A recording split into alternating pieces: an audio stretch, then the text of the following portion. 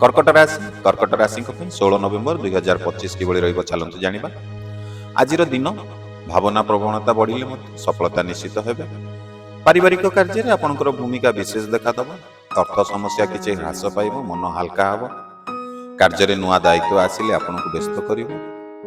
ମିତ୍ରଙ୍କ ସହ ଛୋଟ ଅସମତି ହେଲେ ମଧ୍ୟ ଅଳ୍ପ କିଛି ବିଶେଷ ଫରକ ପଡ଼ିବ।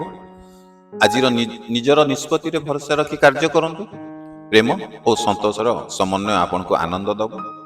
ଦିନର କିଛି ସମୟ ଆରାମ ପାଇଁ ଆଜି ଆପଣଙ୍କ ପାଇଁ ଭଲ ହେବ। ସହକର୍ମୀଙ୍କ ସହ ସମନ୍ୱୟ ରଖିଲେ କାର୍ଯ୍ୟ ସହଜ ହେବ। ଯାତ୍ରା କରିବା ଆବଶ୍ୟକ ହେଲେ ସତର୍କତା ମଧ୍ୟ ଟିକେ ରଖନ୍ତୁ। ମନରେ ଅପେକ୍ଷା ଓ ଆଶା ଆଜି ଆପଣଙ୍କର ବଢ଼ିପାରେ। ଘରେ କିଛି ସୁଖଦ ଖବର ଆଜି ଆପଣ ମନକୁ ଖୁସି କରିବ। ଶତ୍ରୁ ପକ୍ଷରେ କିଛି ଦୂରତା ତିଆରି ହେଲେ ଆପଣଙ୍କ ପାଇଁ ଲାଭ ହେବ। ଯଦି ଏପର୍ଯ୍ୟନ୍ତ ଭିଡ଼ିଓଟିକୁ ଦେଖୁଛନ୍ତି, ଭିଡ଼ିଓକୁ ଲାଇକ୍ କରିନାହାନ୍ତି, ଆଶା କରିବି ନିଶ୍ଚିତ ଭିଡ଼ିଓଟି ଗୋଟେ ଲାଇକ୍ କରିବେ। ଗୋଟିଏ ସେକେଣ୍ଡ ମାତ୍ର ଲାଗିବ ଆପଣଙ୍କୁ ଭିଡ଼ିଓଟିକୁ ଲାଇକ୍ କରିବା ପାଇଁ। ଆଉ ସେ ଗୋଟିଏ ସେକେଣ୍ଡ ଆମକୁ ପାଇଁ ବହୁତ ମହତ୍ତ୍ୱପୂର୍ଣ୍ଣ। ତେଣୁ ଡେରି କରନ୍ତୁନି, ଗୋଟେ ଲାଇକ୍ଟେ କରିଦିଅନ୍ତୁ। ଚାଲନ୍ତୁ ଭିଡ଼ିଓ ଆଗକୁ ବଢ଼ାଇବା। ନୂଆ ଯୋଜନାରେ ଆଜି ଆପଣଙ୍କର ଅଳ୍ପ ପ୍ରଗତି ଦେଖାଦେବ। ଭାବନାରେ ଟିକେ ସଂଯମ ରଖିଲେ ସମସ୍ୟା ଏବଂ ଅସୁବିଧା କମିବ। ପିତାମାତାଙ୍କର ଆଶୀର୍ବାଦ ଆଜି ଆପଣଙ୍କର ଶକ୍ତି ହେବ।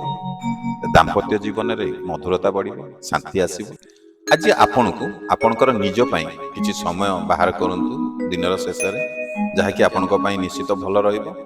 ଆଜି ଆପଣଙ୍କ ପାଇଁ ଶୁଭ ସମୟ ହେଉଛି ଇଭିନିଂ, ମାନେ ସଞ୍ଜ 5ଟାରୁ 7ଟା। ଶୁଭ ରଙ୍ଗ ହେଉଛି ଧଳା ଏବଂ ନୀଳ। ଯଦି ଆପଣ ପ୍ରଥମ ଥର ଆମ ଚ୍ୟାନେଲରେ ଭିଡ଼ିଓ ଦେଖୁଛନ୍ତି, ଆମ ଚ୍ୟାନେଲକୁ ସବସ୍କ୍ରାଇବ୍ କରିନାହାନ୍ତି, ଡେରି କରନ୍ତୁନି, ଚ୍ୟାନେଲକୁ ଟିକେ ସବସ୍କ୍ରାଇବ୍ କରିଦିଅନ୍ତୁ। ଆଉ ଯଦି ଫେସବୁକ୍ ପେଜରେ ଭିଡ଼ିଓ ଦେଖୁଛନ୍ତି, ଆମ ପେଜକୁ ଫଲୋ କରିନାହାନ୍ତି, ତାହେଲେ ଆମ ଏଇ ପେଜକୁ ମଧ୍ୟ ଟିକେ ଫଲୋ କରନ୍ତୁ। ଗୋଟେ ସୁନ୍ଦର କମେଣ୍ଟଟେ ଭିଡ଼ିଓ ତଳେ ଲେଖିକି ଆମ ଏଇ ଭିଡ଼ିଓଟିକୁ ମଧ୍ୟ ଟିକେ ସେୟାର କରନ୍ତୁ।